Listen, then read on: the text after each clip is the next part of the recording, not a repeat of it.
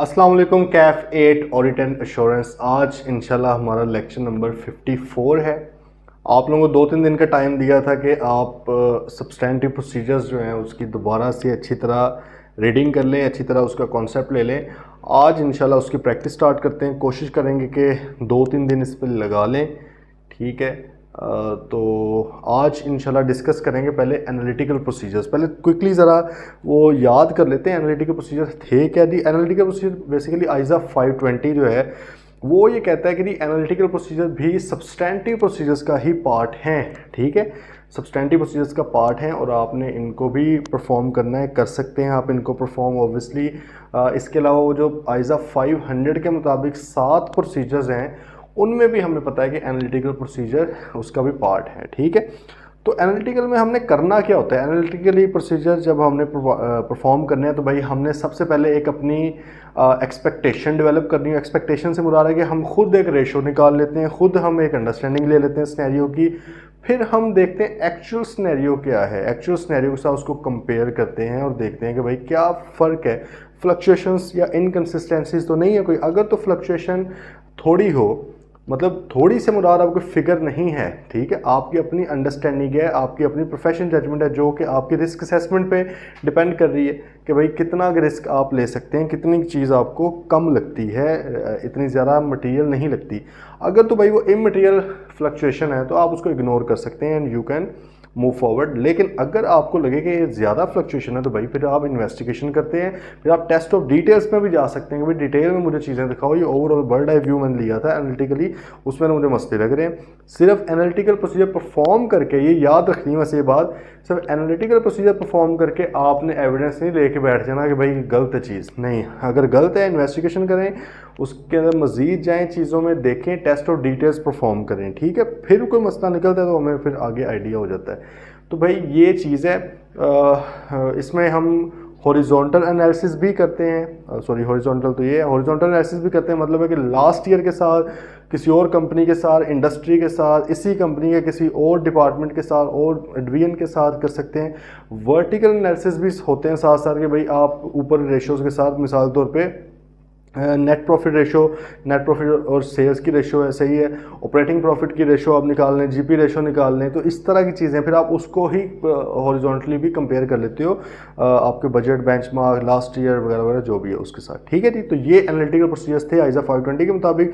अब ये दो जगह पे परफॉर्म हो रहे होते हैं, एक होते हैं प्रीलिमिनरी लेवल पे, बिल्कुल जब स्टार्ट होती है, प्लानिंग हो रही होती है रिस्क असेसमेंट के पार्ट की सूरत में, और एक आपका एग्जीक्यूशन के टाइम पे और फाइनल लेवल पे हो रही होती है, ठीक है जी। तो इन चीज़ों को देख लेते हैं। क्वेश्चन हम ये कुछ क्वेश्चन मैंने निकाले हैं करने के लिए जो थोड़े लग रहा है कि सेंसिबल क्वेश्चन हैं, इसमें जो चीज़ें बन रही हैं मैं आपको इसका बता देता हूँ आप लोगों के पास, क्योंकि अब ये पब्लिक भी हैं लेक्चर्स, तो आपके पास कोई भी बुक क्या है, आई कैप के पास पेपर्स हैं यार, ठीक है, तो आप वहाँ से देख सकते हैं। हम क्वेश्चन करने जा रहे हैं भाई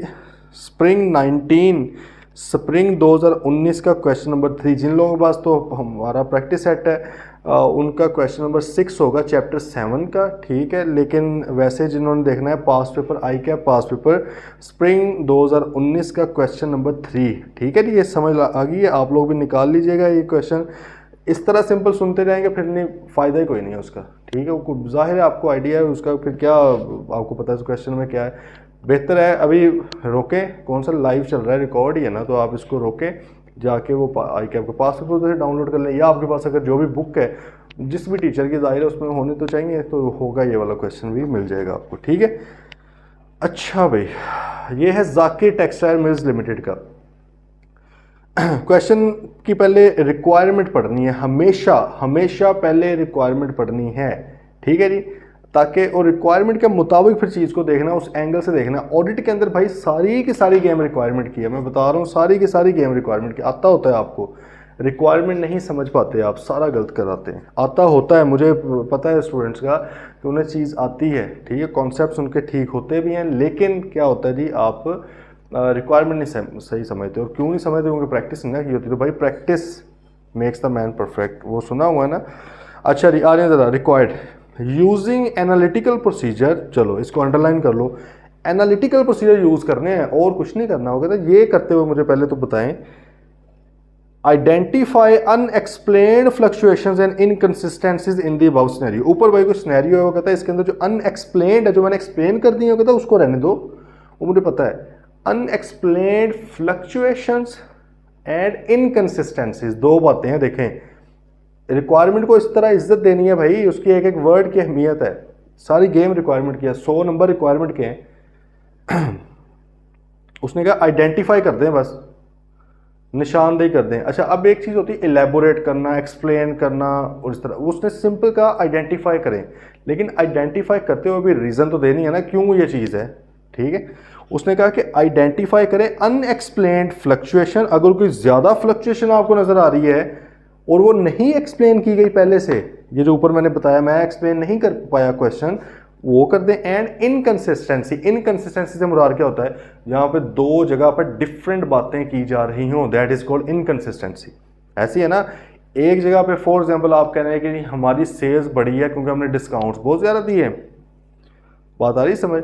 दूसरी जगह पे आप जाके कह देते हैं कि जी हमारी सेल्स इस वजह से बढ़ी है क्योंकि करेंसी डी वैल्यू हो गई है, करेंसी की अब वो वैल्यू नहीं रही और इसलिए वो इन्फ्लेशन वगैरह उस वजह से हो गया। अब भाई ये क्या सीन है, एक तरफ आप कुछ कह रहे हो, एक तरफ सेल्स तो बढ़ गई हैं, अब क्या करें, सेल्स बढ़ गई हैं तो चुप करके बैठ जाए? नहीं भाई, आप जो बात कर रहे हैं वो इनकन्सिस्टेंट है।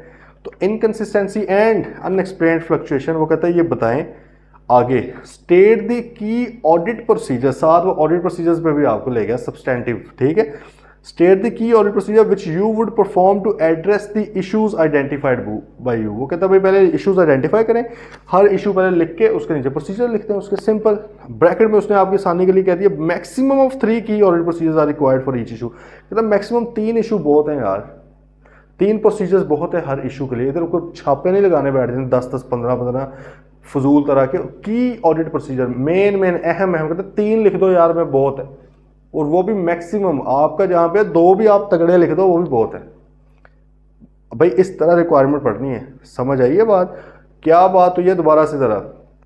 रिक्वायरमेंट्स 2 हैं इसके अंदर। पहली है कि जी आइडेंटिफाई करें अनएक्सप्लेन्ड फ्लक्चुएशन और इनकंसिस्टेंसी, लेकिन एनालिटिकली करना है उसको साबित, एनालिटिकली। ठीक है, और सेकंड क्या है, उसने कहा जो भी आपने इशू ढूंढ लिए हैं भाईजान, अब उनके ऊपर आपने क्या करना है, सिंपल ऑडिट प्रोसीजर उनके ऊपर क्या लगेंगे उनको मजीद वेरीफाई करने के लिए, लेकिन मैक्सिमम 3 बताने। मैक्सिमम का मतलब है कि मिनिमम आप 1 भी बता सकते हो, लेकिन ऑब्वियसली एक थोड़ा, अनलेस को बहुत ही तगड़ा प्रोसीजर है वो बताओ, लेकिन 2-3 तो बता देने चाहिए। ठीक है, वो बताने। अच्छा, ये अब क्वेश्चन है 11 मार्क्स का। टाइम इसके ऊपर आपको पता है तकरीबन 20 मिनट, 1.8 के साथ मल्टीप्लाई करें तो 20 मिनट्स का तकरीबन ये आपका जो है क्वेश्चन बन रहा है। अब 20 मिनट्स में आपने दिमाग इस्तेमाल करना, मैं कितना के लिखूं कि भाई 20 मिनट्स के अंदर मैं रीड भी कर लूं और लिख भी लूँगा। मेरे ख्याल में 4-5 मिनट तो आपको इसकी सिर्फ पढ़ने पे लगाने चाहिए, 15 मिनट बहुत है सोल्व करने के लिए। ठीक है, ये अब जाहिर है क्यों, कब ये इतनी स्पीड होगी या इस तरह कब सोचना स्टार्ट करेंगे, जब भाई प्रैक्टिस की होगी, वरना उधर तो घंटा पूरा या पौना घंटा इसको लगा देंगे, फारिग हो गया पेपर, 15-20 नंबर का पेपर छोड़ा है, उधर ही खत्म हो गया, फेल। ठीक है, तो इस तरह नहीं करना। अब इस पे हमने लगाने हैं 15 से 18 मिनट हमारे लगने चाहिए, मतलब पेपर में। इधर तो ज़्यादा भी लग सकते हैं, एक एक चीज़ देखते हुए कम भी लग सकते हैं, क्योंकि इधर कौन सा सारा लिखना है भाई। बात आ रही है समझ। तो मेरे ख्याल में अगर 5 हम लिख दें सिचुएशंस जो अनएक्सप्लेन्ड वगैरह है, 5 भी बहुत है, 3-3 उनके वो प्रोसीजर आ गए, 15 काफ़ी बात हो जाती है ना। तो मेरे ख्याल में इतना ही बहुत। देखो ये अब आपकी जजमेंट है, क्योंकि मुझे लगता है यार ये इतने टाइम में मैं इतना लिख सकता हूँ। कभी भी ये नहीं करना कि एक क्वेश्चन के अंदर पागल हो ना, दीवाना ही हो ना। अक्सर वो FAR के अंदर रिपोर्टिंग वगैरह में होता है ना, इधर भी और फाइनल लेवल पे भी लोग कंसोलिडेशन देख के पागल हो जाते हैं कि आती है तो बस इसी को करिए भाई। कंसोलिडेशन 20 नंबर का सवाल है, उसमें से 30 तो नहीं देने लगा आपको, तो हौसला करके। ठीक है, अच्छा चलें ये आप जरा क्वेश्चन पढ़ते हैं। You are the audit manager in the firm of chartered accountants. Okay जी, आप मैनेजर हैं भाईजान, अब अपने आपको मैनेजर बना के फील करना है, सोचना है। योर ऑडिट क्लाइंट जाकी textile mills limited. Textile mills limited एक पब्लिक लिमिटेड कंपनी है। इस तरह दिमाग आपका फास्ट चल रहा होना चाहिए कि पब्लिक लिमिटेड कंपनी है, ज़्यादा बड़ी कंपनी है। Has emailed you its draft financial statement. भाई उसने ड्राफ्ट फाइनेंशियल स्टेटमेंट भेजी है for the year ended 31 December 2018। Year end कौन सा है, अंडरलाइन करते गए, 31 दिसंबर है। Along with certain explanation. Okay जी, the information provided by ZTML TML is summarise below. उसने कहा ये एक्सट्रैक्ट्स बता रहा हूँ, मतलब उसका कुछ रेलेवेंट पार्ट आपको बता रहा हूँ। फाइनेंशियल पोजीशन मतलब बैलेंस शीट आ गई 2017-18, आपको पता है पिछला साल भी देना होता, कंपेरेटिव 17 आ गया है रुपीज़, उसने कहा उसमें 1000 में है। तो इक्विटी एंड लाइबिलिटी में भाई इक्विटी एंड रिजर्व आ गया, पिछले साल 22,000 था, इस बार 29287। देखो एनालिटिकल है ना, सिंपल फॉर्मूला क्या है भाईजान, इनके वो निकालने लग जाओ फ्लक्चुएशंस कितनी है, क्योंकि उसने कहा अनएक्सप्लेन्ड वाली बताएं तो भाई हम तो सारी देखेंगे ना स्पीड में, देखो बजाय इसके कि उसके मुताबिक एक एक करके बैठने लग जाए, ज़्यादा टाइम भी लग जाता है। कोई जब आप प्रैक्टिस कर लेंगे ना अच्छी, तो इसलिए यकीन करें पता नहीं चलना इसका, ठीक है। तो पहला फॉर एग्जाम्पल क्या आ गया, इक्विटी एंड रिजर्व। तो इसमें अमाउंट लिखने की यहाँ पे ज़रूरी नहीं है, अमाउंट इधर लिखी हुई है, आपने सिंपल क्या करनी है, परसेंटेज निकालनी है। तो भाई दोनों का जो भी फ़र्क होता है, मिसाल के तौर पे 29287 और 22,000, फ़र्क कितना आ गया 7287। मैं सिर्फ यहाँ पे फ्लक्चुएशन लिख देता हूँ, ठीक है। कई वो भी होते हैं ना पेपरों के ऊपर दोबारा बनाने लगे, नहीं भाई कोई बनाने की ज़रूरत नहीं है, आपने सिंपल अपनी परसेंटेज लिखनी है। अब आपने जो क्वेश्चन के अंदर बात करनी है वो परसेंटेज की बेस पे बात करनी है, आपने ये नहीं बताना है 29287 माइनस फला फला, नहीं, उसे पता है कैलकुलेशन आपको आती है। ऑडिट के पेपर के अंदर आपसे वो कैलकुलेशन नहीं चाह रहा, मतलब है कि वो ये नहीं कहता ये किस तरह अमाउंट बनी है, वो ये चाह रहा है कि आपने निकाल ली है, बस आप इसको एक्सप्लेन करें। आपने लिखा कि इसके अंदर फ्लक्चुएशन क्या है, लेट्स से 7287, आपने अपने लिए लिख लिया यार ये इतना इंक्रीज हुई है, ठीक है। आप आगे भाई गए हैं, लॉन्ग टर्म लोन है, ठीक है, आपने कहा यार ये 4000 से क्या हो गया, कम हो गया, ठीक है। अच्छा, फिर आप गए हैं जी आगे, प्रोविजन अगेंस्ट लिटिगेशन, तो ठीक है लिटिगेशन है भाई, लिटिगेशन से बना केस चल रहा है, ये मटीरियल हो क्वांटिटेटिवली या ना हो, ये हमेशा क्वालिटेटिवली मटेरियल होती है हमेशा, क्योंकि केस कई बार क्या होता है, जुर्माना लगेगा 50,000 का, लेकिन कंपनी बंद कर देंगे 6 महीनों के लिए। अब 6 महीनों के लिए कंपनी बंद होगी तो क्या 50,000 की बेस पर अगर आप देखने लगे, ऑडिटर ने कहना है यार फारिग कराओ, ये कौन सा इतना मटेरियल, भाई गवर्नमेंट का इस तरह सीन चल रहा होता है।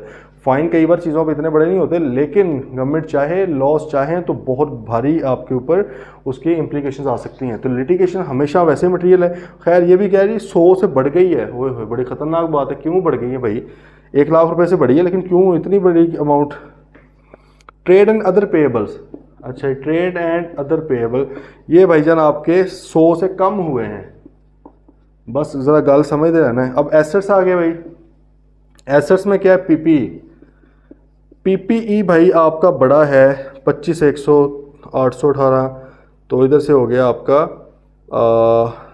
2000 तकरीबन, मैं वो कर रहा हूँ रैंडम सी बात कर रहा हूँ, आप कैलकुलेटर पे कर लेना, 2100 से तकरीबन क्या हुआ है, इंक्रीज हो गया है आपका, ठीक है। अच्छा फिर क्या है, लोन्स टू एम्प्लॉय, अच्छा लोन्स टू एम्प्लॉय ना बाय डिफ़ॉल्ट एक रिस्की सा एरिया होता है, इसको मतलब कि जब आप प्रैक्टिस करते हैं ना ऑडिट की, तो वहाँ पे आपको आइडियाज़ होते हैं कुछ चीज़ों के, ये मतलब कि कोई इतनी बेहतर चीज़ नहीं है एम्प्लॉयज़ को लोन देना, कि इतनी नॉर्मल चीज़ नहीं है, ठीक है। तो अगर ये नज़र आए, इसमें पॉसिबिलिटी हो सकती है कि कई बार क्या होता है, सैलरी दी होती है, सैलरी को लोन शो किया होता है ताकि टैक्स से बचा जा सके, इस तरह की डिफरेंट चीज़ें हो जाती हैं। तो थोड़ा सा इसको भी वैसे रखना है जहन में, लेकिन खैर अभी अगर ना भी बात समझ आए तो खैर। अच्छा ट्रेड डेटर्स भाई आपके 500 से बढ़ गए हैं, ओके सर बढ़ गए। फिर आगे इन्वेंट्री, ठीक है, ये F1000 क्यों लिखा हुआ है, ये पता नहीं F1000 से क्या मुराद है, आई बिलीव ये 7 ही होगा, तो 600 से इंक्रीज हो गई, ठीक है। अच्छा फिर कह रही कैश एंड बैंक आपका भाई कम हुआ है तकरीबन 300 से 295 के करीब मेरे ख्याल में बनते हैं, तकरीबन इतने से। अच्छा अब आगे जी सेल्स आपकी, ये ऑब्वियसली ये आपको लिखने की जरूरत नहीं है, लिखा हुआ है, आपने सिंपल आगे फ्लक्चुएशन वगैरह लिखनी है जल्दी जल्दी करके, ठीक है। सेल्स आ गई थी आपकी, सेल्स बढ़ी है सर 11,000 से सेल्स बढ़ी है, ठीक है। अब देखो ना ज़रा इधर, ये पता थोड़ा सा चल जाएगा हमें, सेल्स का और ट्रेड डेट्स का ताल्लुक होता है। सेल्स की परसेंटेज ज़रा निकालने पढ़ने की, परसेंटेज निकालने, परसेंटेज कैसे निकलती है, 84 माइनस 73,000, 11,011 डिवाइड बाई 73,000।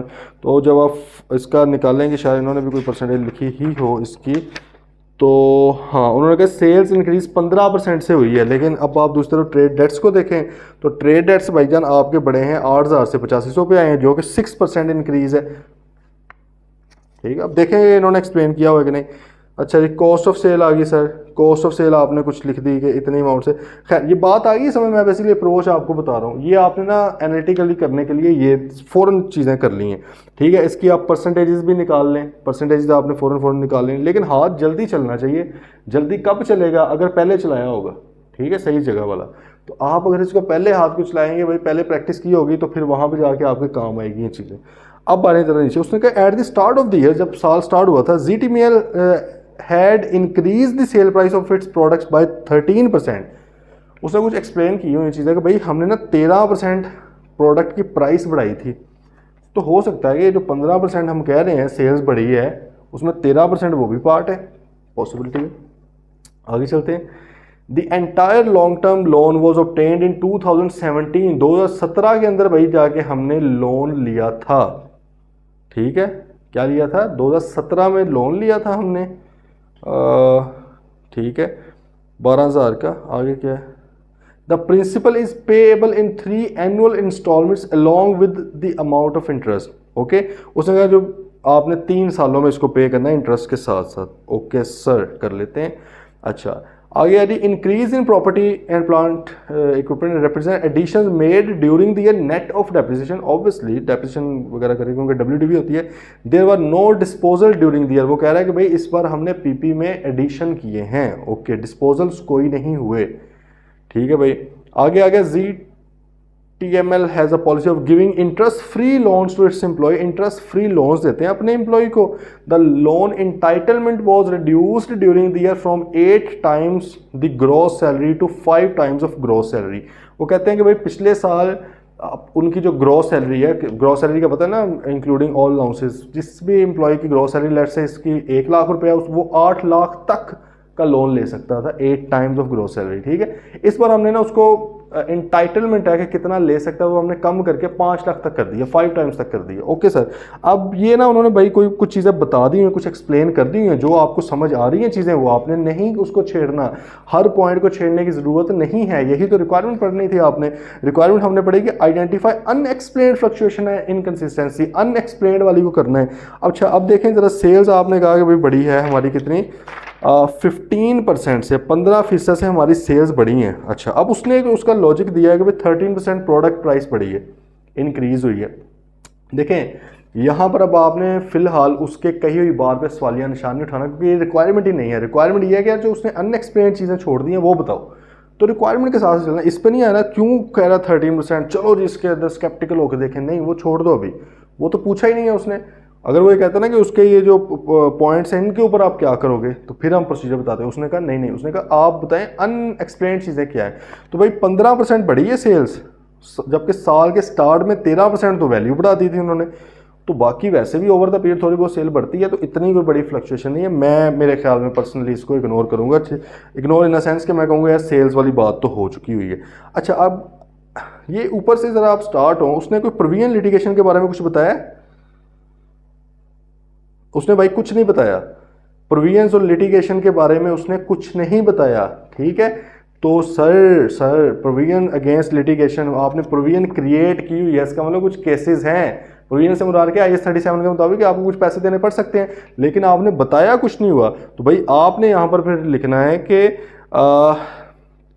मतलब आप इस तरह लिख सकते हैं कि ऑल्दो कोई बहुत बड़ी चेंज तो नहीं आई, बहुत बड़ी कोई फ्लक्चुएशन तो नहीं है इसके अंदर, प्रोविजन के अंदर 100 की है, परसेंटेज में आप करेंगे तो 10% है, बहुत बड़ी चेंज तो नहीं है, लेकिन still because it is qualitatively material, तो हमें इसके ऊपर कोई एक्सप्लेनेशन नहीं मिली, हमें इसको देखना पड़ेगा। ये एनालिटिकल आपने दिमाग यूज़ किया ना, आपने कहा 10% इंक्रीज हुआ, ऑल्दो बहुत सिग्निफिकेंट चेंज तो नहीं है ये, मतलब है कि 100 रुपया ही बेसिकली बढ़ा है। तो लेकिन भाई क्योंकि ये क्वालिटेटिवली मटेरियल है तो हमें इसे देखना पड़ेगा। अब क्वेश्चन आ गया कि करना किस तरह है, क्या देखना है इसके अंदर। तो भैया एनालिटिकल ने आपको एक रास्ता दिखा दिया, अब रास्ते के ऊपर आप चलें।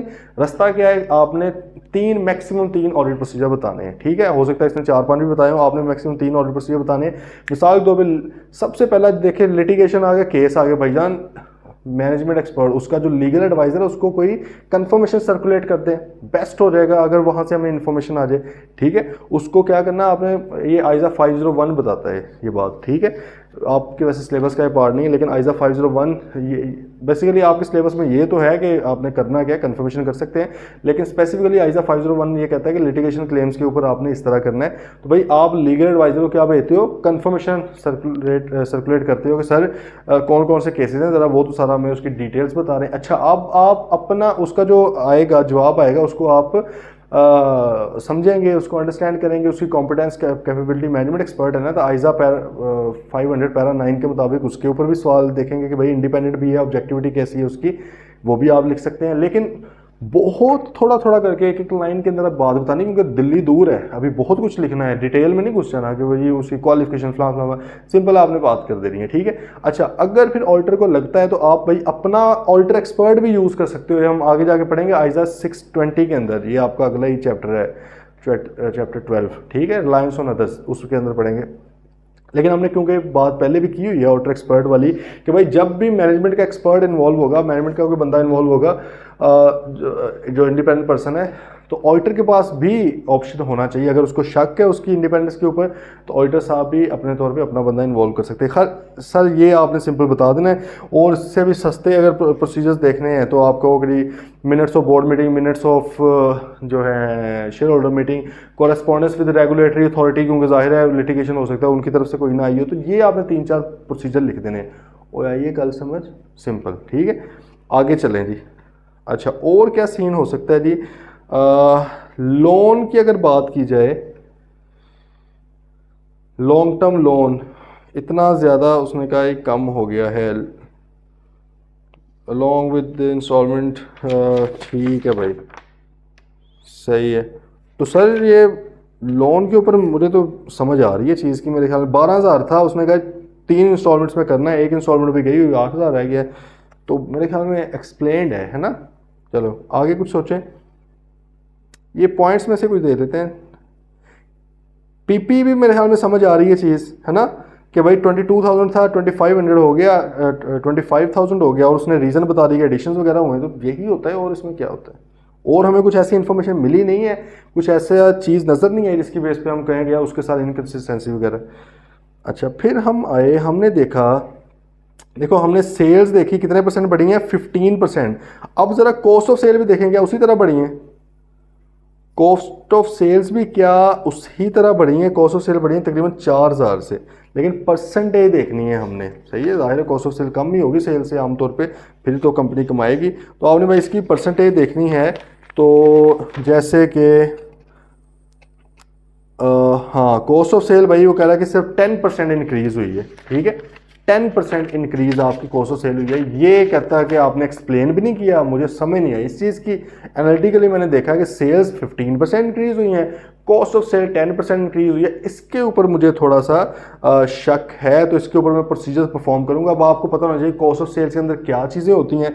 कॉस्ट ऑफ सेल के अंदर यही होता है ना, ओपनिंग स्टॉक होता है, प्लस परचेज होती है, लेस क्लोजिंग स्टॉक वगैरह आपका होता है, ठीक है। अब आपने कंपनी कौन सी है, कंपनी क्या करती है, ZTML टेक्सटाइल्स मिल लिमिटेड, पता नहीं अब ये मैन्युफैक्चरिंग करते हैं क्या करते हैं, पीपी तो काफ़ी ज़्यादा शायद मैन्युफैक्चरिंग करते हो, लेकिन खैर इतना डिटेल में जाने की ज़रूरत नहीं है, क्योंकि क्वेश्चन लंबा है, बहुत ज़्यादा वो डेप्थ वाला नॉलेज आपसे रिक्वायर नहीं कर रहा, वो बस एक बेटर अंडरस्टैंडिंग चाह रहा है कि आप डिफरेंट चीज़ों को किस तरह लेके चलते हैं।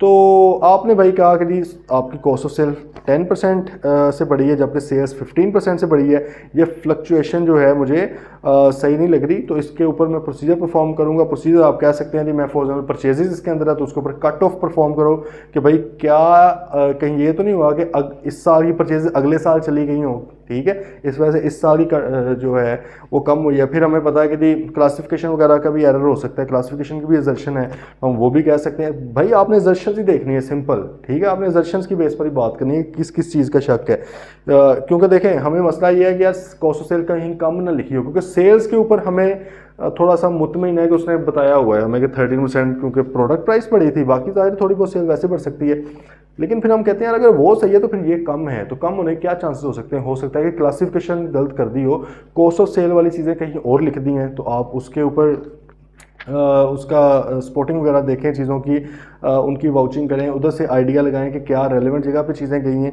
ठीक है जी। तो ये आप देख सकते हैं। इन्वेंट्री जो है, इन्वेंट्री के साथ लिंक देखें इसका, परचेजेस वगैरह का। तो भाई ये थोड़ा सा आप इधर से आइडिया हो जाएगा।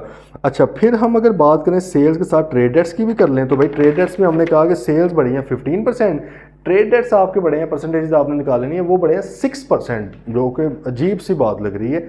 सेल्स के ऊपर तो हमें फिलहाल नहीं है शक, हम मान गए हैं उसकी बात, लेकिन ट्रेड डेट्स यार इतने कम कैसे मतलब कि इंक्रीज हुए हैं। तो हो सकता है ये पहले आपने लिख दिया कि जी ये मैंने एक अनआइडेंटिफाइड आइडेंटिफाई मैंने किया है एक अनएक्सप्लेन्ड फ्लक्चुएशन या इनकन्सिस्टेंसी है ना, उधर वो इतनी बढ़ गई, इधर ये सीन है। तो भाई इसको अब आपने क्या प्रोसीजर परफॉर्म करें ट्रेड डेट्स के ऊपर। आइजा 505 एक्सटर्नल कन्फर्मेशन आपने पढ़ी है, आपने कहना है भाईजान एक सैंपल उठाएं, एक्सटर्नल कन्फर्मेशन आप लोगों को भेजें, ठीक है।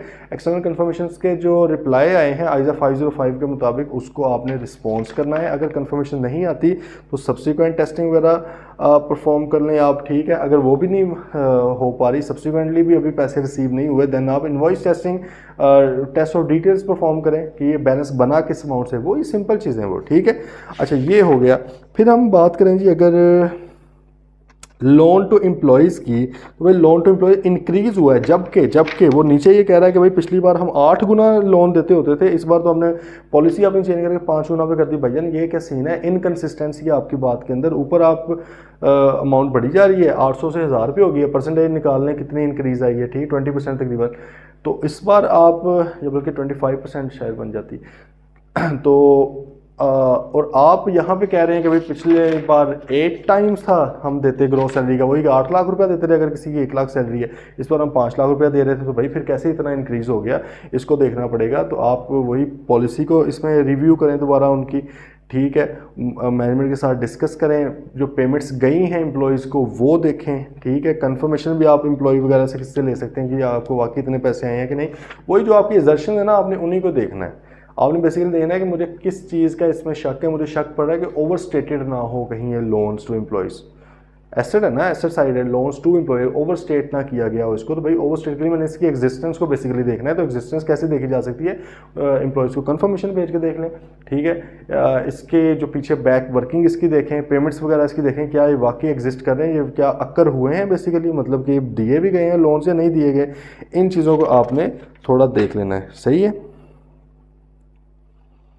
ट्रेड पेबल्स की अगर बात की जाए तो ट्रेड पेबल्स आपके हैं जी कम हुए हैं, जबकि कॉस्ट ऑफ सेल आपकी इंक्रीज़ हुई है। कॉस्ट ऑफ सेल आपकी 10%, देखो जिस तरह हमने सेल्स को ट्रेडर्स के साथ मिलाया, कॉस्ट ऑफ सेल हमेशा मिलती है ट्रेड पेबल्स के साथ। हमने कहा कि भाई कॉस्ट ऑफ सेल आपकी 10% इंक्रीज़ हुई है, पहले तो हमें उसमें भी मसला है कि जी सेल आपकी हुई है 15% इंक्रीज़, जबकि कॉस्ट ऑफ सेल आपकी 10% हुई है। लेकिन चलो हम मान लेते 10% भी अगर हो जाए तो भाईजान पेबल आपके उल्टा कम हो गए हैं, तो ये क्या सीन है, ये एक मसला है। अब इसमें भी पेबल्स का वही सारा कुछ लगता है, पेबल्स की हमें यहाँ पे रिस्क किस चीज़ का लग रहा है, कम हो रहे हैं ना, तो हमें रिस्क लग रहा है उसके अंडर स्टेटमेंट का। हमने सबसे पहले अपनी अप्रोच के मुताबिक रिस्क आइडेंटिफाई किया अंडर स्टेटमेंट का। इसका मतलब है कि हमारा रिस्क इसके अंदर है कि भाई ये शायद कंप्लीट नहीं है, ठीक है, तमाम के तमाम पेबल्स यहाँ पे रिकॉर्डेड नहीं है, वो नहीं लिखे हुए, तो हम उस पर भी वो उनसे जो रिकॉर्डेड है उसके ऊपर भी कंफर्मेशन ले लें, वो एग्जिस्टेंस हो जाएगी उसकी। लेकिन जो नहीं है रिकॉर्डेड उसके ऊपर हम सब्सिक्वेंटली टेस्ट करें,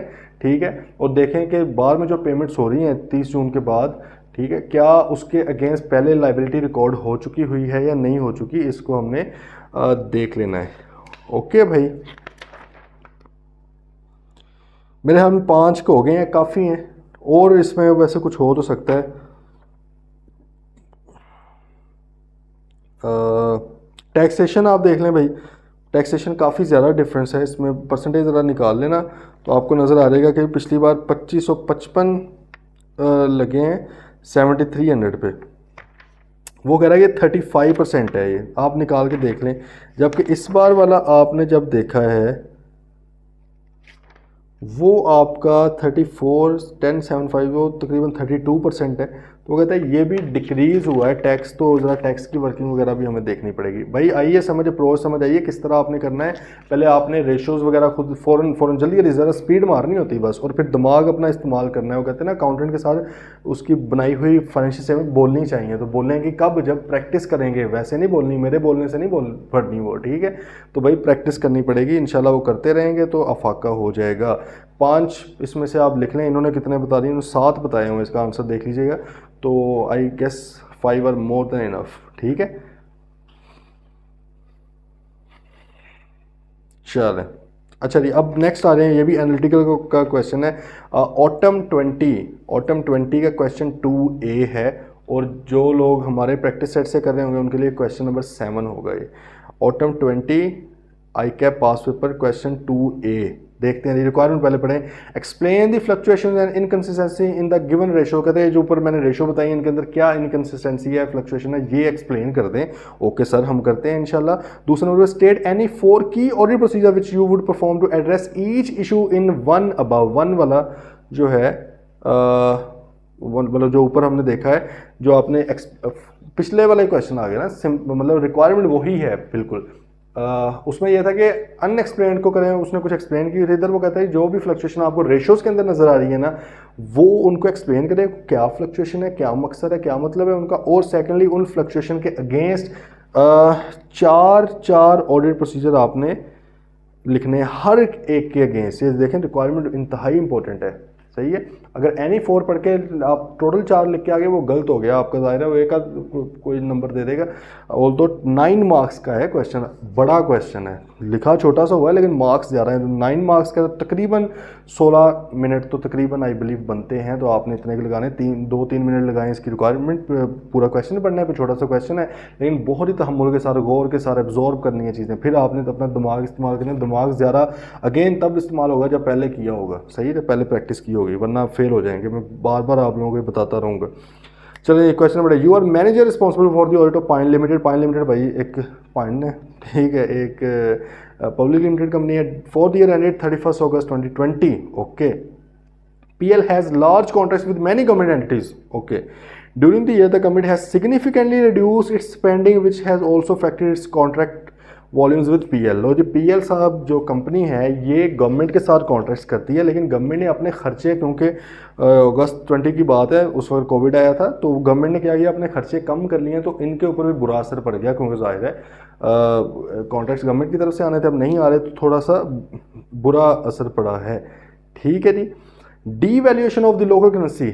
अब सेकेंडली वो कहता है लोकल करेंसी डीवैल्यू भी हो गई है, मतलब है कि अब ज़्यादा पैसे देने पड़ते हैं कम चीज़ के लिए। वैल्यू का पता है ना कि पहले हम 100 रुपये की एक चीज़ खरीदते थे, अब वही वाली चीज़ 200 की खरीदनी पड़ रही है। सामने आप लोगों के जिस तरह का बेड़ा गर्क चल रहा है। ठीक है, अब वो कहते हैं devaluation of the local currency has also resulted in increased cost of material purchase from overseas supplier. Overseas supplier, import हम करते हैं, बात ज़रा समझें।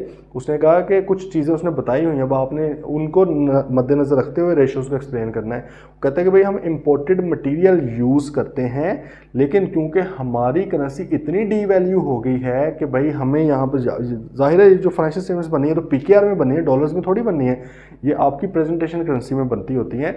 IAS 21 के मुताबिक अकाउंटिंग स्टैंडर्ड जो है वो भी आपको बताता है फंक्शनल करेंसी, प्रेजेंटेशन करेंसी क्या है। तो प्रेजेंटेशन करेंसी क्या है, जिसके अंदर आपने अपनी फाइनेंशियल स्टेटमेंट्स प्रेजेंट करनी है, बनानी है। अब वो ये कह रहा है कि भाई जब आप इंपोर्ट करते हैं तो पहले लेट से $1000 की चीज़ आई, तो उसकी फॉर एग्जांपल वैल्यू थी, समझ लें आपके 2 लाख, मैं वैसे एग्जांपल ले रहा हूँ, ठीक है, उसकी वैल्यू भी थी 2 लाख रुपीज़ थी, और 2 लाख PKR आप लिखते थे। लेकिन अब क्योंकि डी वैल्यू इतनी हो गई, अब हमें ज़्यादा PKR देना पड़ रहा है, तो हम 2.5 लाख लिखते हैं उसकी जगह पे। तो इसका मतलब वो कहता है जी इसकी वजह से तो हम ये समझ सकते हैं कि यार नीचे जो सीन हो रहा होगा थोड़ा सा कॉस्ट ऑफ सेल वगैरह का, ये शायद एक रीज़न ये भी होगी। अच्छा, अब ये उन्होंने बता दिया, during the planning work review your team has provided you the following ratio. उन्होंने भाई 3 रेशोज़ आपको बताई हैं, बस ज़्यादा नहीं बात की, उन्होंने 3 रेशोज़ बताई हो। कहते हैं इन 3 रेशोज़ को ही आप एक्सप्लेन करते हैं इनकी फ्लक्चुएशन को, और जो जो इशू आप आइडेंटिफाई करेंगे उसके ऊपर 4 प्रोसीजर परफॉर्म करते हैं। ओके सर, देखते हैं जी। पहला आ गया GP मार्जिन। GP मार्जिन 28% से 32% पे जा चुका है, 28% से 32% पे जा रहा है। भाईजान भाईजान भाईजान भाईजान, GP क्या होता है? अब ये तो मेरे हमें पता होना चाहिए ना, sales minus cost of sale, ऐसे ही है। अभी उसने ऊपर हमें क्या बताया, उसने कहा कि जी गवर्नमेंट के साथ कॉन्ट्रैक्ट्स इनके मोस्टली होते हैं, लेकिन गवर्नमेंट अब कॉन्ट्रैक्ट देना बंद कर गई है या कम कर दी है सिग्निफिकेंटली। तो सर ये सेल्स तो हमारी कम होनी चाहिए ना, उस स्टेटमेंट के मुताबिक कम होनी चाहिए। और कॉस्ट ऑफ सेल का सर उसने कहा है कि डीवैल्यूएशन इतनी ज़्यादा हो गई है कि जिसकी वजह से इंक्रीज कॉस्ट ऑफ मटेरियल है। जब कॉस्ट ऑफ मटेरियल इंक्रीज हो गई है तो कॉस्ट ऑफ सेल भी क्या हो जाएगी, इंक्रीज हो जाएगी। इनके बयानिया के मुताबिक, इनका बयानिया तो ये था कि भाई सेल्स कम हुई है, कॉस्ट ऑफ सेल बढ़ी है, तो भाई रिजल्टेंटली एक्सपेक्ट, देखो एनालिटिकल प्रोसीजर यही है ना, सबसे पहले आपने खुद अपनी एक्सपेक्टेशन डेवलप करनी है, फिर उनका सिनेरियो देखना है एक्चुअल, फिर उसके अंदर फ्लक्चुएशन देख लेनी कितनी है आपकी एक्सपेक्टेशन उनके सिनेरियो के मुताबिक। बेस्ट ये क्वेश्चन है इस चीज़ की अप्रोच को समझने के लिए, ठीक है। अब आपके मुताबिक भाई सेल्स तो कम हो जानी चाहिए थी, ठीक है। जब वो कहानियाँ सुना रहा था बाद में उसने फिगर्स रखी हैं तो क्या क्यों है, तो आपके मुताबिक भाई जीपी भी क्या होना चाहिए था फिर, जब कॉस्ट ऑफ सेल बढ़ जाए, सेल्स कम हो जाए, सिंपल बात है कि सेल्स कम हो गई, अमाउंट जीपी की क्या हो जाएगी, कम होनी चाहिए, ठीक है, क्या होनी चाहिए, कम। लेकिन इधर क्या सीन हुआ, इधर भाईजान जीपी बढ़ चुका हुआ है, 32% पे जा चुका है 28% से। तो यहाँ पे there might be some issues, सही है, इशू हो सकते हैं सर, ठीक है। अब दूसरा सिनेरियो क्या है, accounts payable to cost of sales. अच्छा, पिछली बार भाई अकाउंट्स पेएबल थे 0.28, 0.28, इसको कंपेयर किया गया कॉस्ट ऑफ सेल के साथ। इस बार वो हो गए हैं 0.20, ठीक है, 0.20 हो गए हैं, ठीक है जी। अच्छा, फिर आ गया ट्रेड रिसीवेबल्स, पिछली बार थे 75, इस बार बढ़ के हो गए 90। इस बार भाई इंक्रीज हो गए, कितने हो गए हैं, 90 हो चुके हैं। ये डेज हैं, trade days, trade receivable days, trade days receivable क्या होता है, ट्रेड रिसीवेबल डेज, ठीक है। 75 से भाई 90 हो चुके हैं सर। ऊपर आप कह रहे हैं कि सेल्स हमारी कम हो गई हैं, ठीक है। तो ज़रा इन चीज़ों को खैर देख लेते हैं। तो भाई देखें, इसमें हमने वही है कि एनालिटिकली चीज़ों को देखा, हमने उनको थोड़ा समझने की कोशिश करनी है। तो हमने भाई ये बात करनी है कि सर ऊपर आप पहले तो कह रहे थे कि करेंसी डीवैल्यू हो गई है, कॉस्ट ऑफ सेल इंक्रीज़ हो गई है, तो सच ही इंक्रीज़ हो गई है, तो फिर जीपी कितों बढ़ गया, ठीक है। और सेकेंडली आप कह रहे थे कि हमारा गवर्नमेंट के साथ जो कॉन्ट्रैक्ट्स हैं वो भी अब कम हो गए हैं, जिसकी वजह से सेल्स भी कम हुई हैं। तो हमारे मुताबिक तो ये सीन होना चाहिए था, आपके मुताबिक ये हो गया है, ठीक है। अच्छा, ये हम पहले इश्यूज़ कर लेते हैं डिस्कस, फिर हम जाते हैं कि इसके ऊपर प्रोसीजर क्या हमने परफॉर्म करने हैं, ठीक है भाई।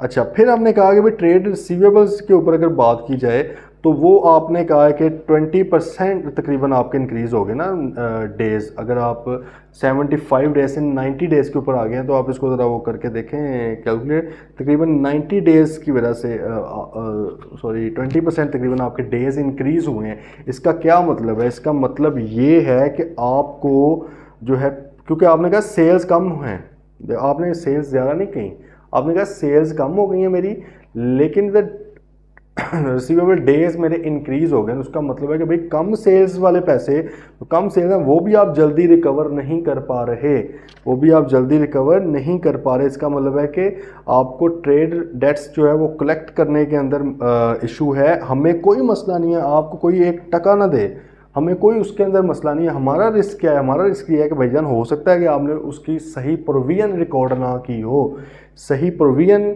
फॉर डाउटफुल डेट्स वो ना रिकॉर्ड की हो, हमारा ये रिस्क है इसके अंदर, ठीक है भाई। तो ये है पेएबल्स के अंदर, यार कोई ऐसा मसला नहीं लग रहा पेएबल्स की ना, क्योंकि उसने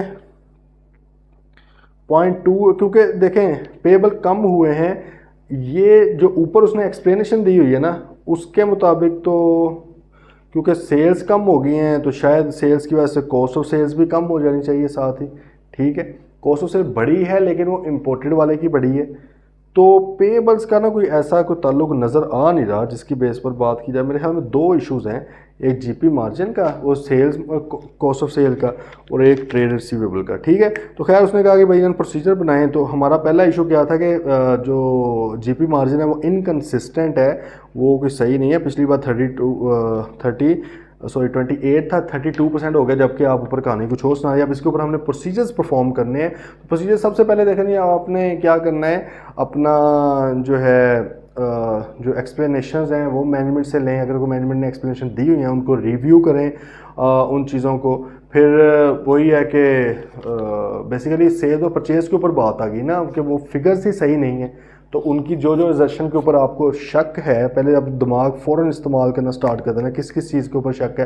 हो सकता है कि भाई सेल्स ओवर स्टेट करके लिखी हुई है, इसका मतलब है कि सेल्स की अकरेंस के ऊपर शक हो सकता है।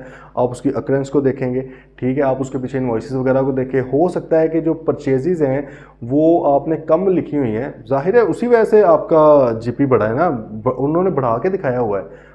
आपके मुताबिक ये होना चाहिए था, उन्होंने जीपी बढ़ा के दिखाया, इसका मतलब परचेजेस के अंदर हो सकता है कि उनके अंदर सॉरी सेल्स के अंदर आप कह लें कंप्लीटनेस का मसला था, ठीक है, और इधर आपका जो है परचेजेस के अंदर अकरेंस का इशू है, ठीक है। सॉरी कंफ्यूज कर गया मैं, क्या था, परचेजेस आपकी हुई हैं उनके मुताबिक, इसमें मैं इसको और उसको लेकर चल गया, उनके मुताबिक आपकी जो परचेजेज हैं क्योंकि कम हुई है ना, इसलिए तो जीपी बढ़ गया जो उन्होंने फिगर्स लिखी हुई हैं, जबकि वो जो उन्होंने बात बताई हैं उसमें परचेजेज उनकी क्या हुई हैं, इंक्रीज़ होनी चाहिए, ठीक है। अच्छा, अब फिगर्स के मुताबिक लग रहा है कि परचेजेज हुई हैं डिक्रीज़, तो इसका मतलब है कि भाई हमें वहाँ पे एक मसला हो सकता है, हम उस चीज़ को देख लेंगे, ठीक है। उसमें परचेज़ क्योंकि उन्होंने कम दिखाई हुई है अपनी, तो वहाँ पर जब एक चीज़ कम दिखाई हो तो उसमें क्या इशू आ जाता है, कंप्लीटनेस का मसला आ जाता है ना उसके अंदर, ठीक है। और जबकि सेल्स हमें ये लग रहा है कि उन्होंने ओवर स्टेट करके दिखाई हुई है, इसलिए जीपी इतना बड़ा हुआ है, जबकि ऊपर वो कहानी कुछ और सुना रहे हैं। तो भाई हम वहाँ पे अकरेंस का मसला है, क्या ये वाकई सारी सेल्स हुई भी हैं या नहीं हुई, ठीक है, ये चीज़ आ सकती है। अच्छा, फिर क्लासिफिकेशन का मसला भी जीपी के अंदर देखें, जब भी फ्लक्चुएशन आएगी ना, एक इशू हो सकता है, रिस्क होता है क्लासिफिकेशन एरर का, कि कॉस्ट ऑफ सेल वाली चीज़ें कहीं और चली गई हैं, उधर वाली चीज़ें कहीं इधर आ गई हैं, ठीक है। इस केस में क्योंकि जीपी बड़ा है तो हो सकता है कि कॉस्ट ऑफ सेल्स की चीज़ें आपने कहीं और लिख दी हैं, जिसकी वजह से कॉस्ट ऑफ सेल आप कम लिखे हैं आपने और आपका जीपी इंक्रीज़ हो गया है, ये आपने देख लेना है। बाकी ऑब्वियसली कॉस्ट ऑफ सेल के अंदर जो चीज़ें हैं उनकी कैलकुलेशन वगैरह देखें, उनकी एक्यूरेसी भी देखनी है ना कि क्या उनकी अमाउंट बनती है, उस चीज़ को देख लें आप, ठीक है भाई। ये थोड़ा देखें, अकाउंट्स पेबल का अगर देखना है तो वो आप इस एंगल से देख सकते हैं, मुझे तो नहीं कोई ख़ास खैर इशू लग रहा, लेकिन वो इस एंगल से देख सकते हैं कि आपकी जो accounts payable to cost of sales ratio है वो पिछली बार 20.28 थी, इस पर 0.20 है, तो तकरीबन 29% वो डिक्रीज़ हुई है। वो हालांकि आपकी लोकल करेंसी वीक हुई है, लोकल करेंसी वीक होने से मुराद है अब आपको ज़्यादा पैसे देने चाहिए थे, तो अब इसको भी आप थोड़ा सा कंसीडर कर सकते हैं, कंफर्मेशन वगैरह भी जो आए हैं उधर से आप चीज़ें देख सकते हैं। ट्रेड रिसीवेबल की अगर बात की है तो भाई हमें मसला क्या था कि तकरीबन 90 डेज़, मतलब आपके 75 से 90 डेज़ हो गए हैं, तकरीबन 20% आपका इंक्रीज़ हुआ है ट्रेड रिसीवेबल डेज। तो इसके अंदर हमें ये इशू है कि यार हो सकता है कि आपको पैसे कलेक्ट करने में मसला हो रहा है, लेकिन आपने प्रोविजन रिकॉर्ड ना की हो, ये है। तो भाई आप एक तो एजिंग ले सकते हैं क्लाइंट से, एजिंग से मुराद क्या है कि भाई कब कब कितने लोगों ने पैसे देने हैं, ठीक है। उनसे ट्रेड रिसीवेबल्स की कस्टमर्स की लिस्ट है, उनको कंफर्मेशन वगैरह भिजवाएं, आप वो कर सकते हैं। और आप सब्सिक्वेंटली जो पैसे अभी तक क्या कुछ रिसीव हुए भी हैं नहीं हुए, और उनकी जो प्रोविजन उन्होंने रिकॉर्ड की हुई है वही डाउटफुल डेट्स की, उसको भी देखें, उसकी रीजनेबलनेस को देखें, उनकी अजम्पशंस को, ठीक है भाई। तो ये आप इस अप्रोच से जा सकते हैं।